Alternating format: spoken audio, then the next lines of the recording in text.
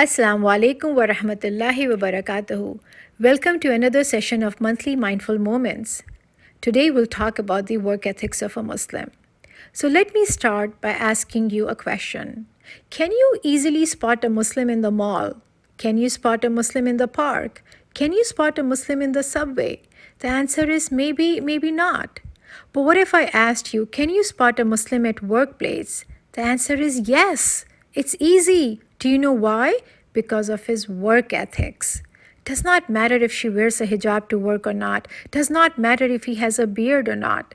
It's the way he conducts himself in the workplace that makes him stand out. After all, it was the work ethics of our Prophet Muhammad ﷺ that impressed Khadija, which led to the marriage proposal and rest is history. It was the work ethics of Musa ﷺ that got him a job, a house, and a spouse in Madian. So, what are the work ethics of a Muslim?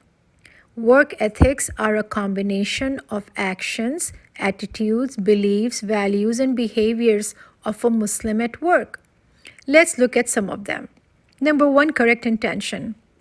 For a Muslim, his work is ibadah, and just like he does not take any act of worship lightly, similarly, he does not take his work lightly. For everyone else, good work ethics is about worldly success, but for a Muslim, it is also about his akhirah.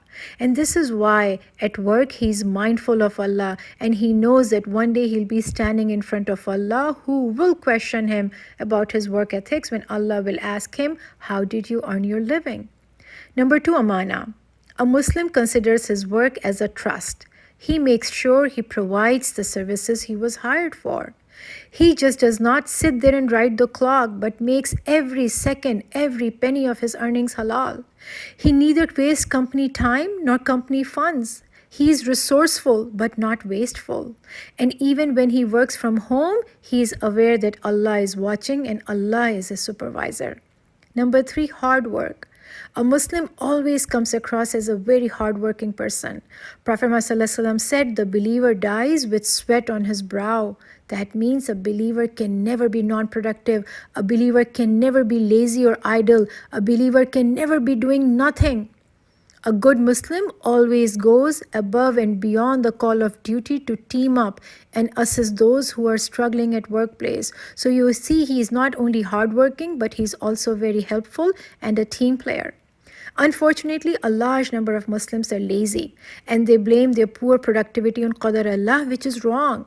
The sunnah of Allah is that things just don't happen because you made it to your desk or made a dua. Human effort and hard work is required. Even Musa al-Islam had to strike his staff, and Maryam al-Islam had to shake the tree. Alongside hard work, Muslim knows that he has to put his tawakkul in Allah because it is only Allah who is the ultimate provider. Number four, ihsan.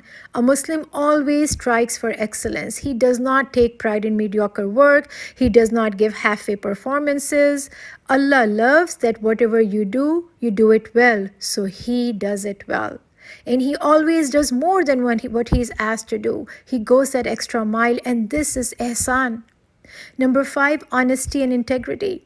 Being an honest individual means he does not cheat or deceive anyone. He is faithful to all his contracts and promises at work. He does not steal from the employer, whether it is office property, money, private information, or time.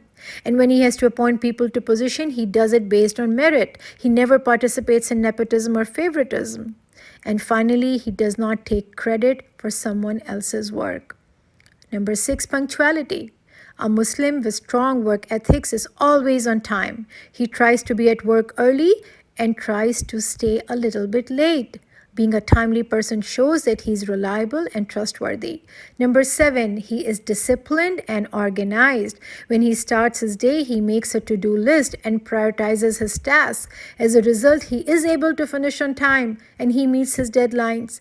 But in case he's unable to, because of his strong work ethics, he'll acknowledge his mistake, he will take responsibility and exercise accountability. Number eight, respectful. He respects everyone at work. He knows that everyone deserves to be treated with dignity regardless of who they are or which position they are in the organization. Number 9, he stays professional in all situations. That means he keeps himself well grounded and maintains his composure during disagreements and discords at work. Many workers love to stand around and talk about others, but a good Muslim knows that down talking co workers amounts to backbiting and gossip. Prophet Muhammad said, "The Muslim is the one from whose hand and tongue the people are safe," which means a Muslim never sabotages his co workers. Number 10, he's not a complainer. A Muslim with good work ethics never whines about his work. He always turns his concerns and complaints into suggestions and solutions. Number 11, he is always grateful and thankful to those who have helped him or benefited him, for example, mentors. Number 12, he knows how to ignore the haters.